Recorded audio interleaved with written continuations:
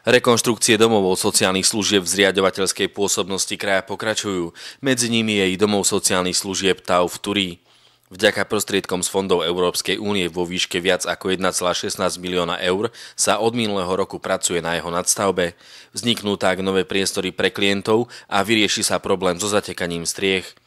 Osadili sa okná, vybudovali nové výťahy. Výsledkom rekonštrukcie bude aj zateplenie budovy či zariadenie novým nábytkom.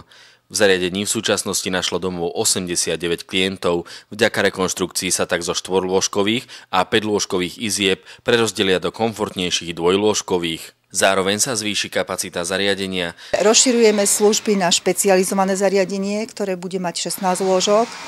A rozširujeme služby o zariadenie podporovaného bývania, to bude navýšenie kapacity zariadenia sociálnych služieb o 6 lôžok.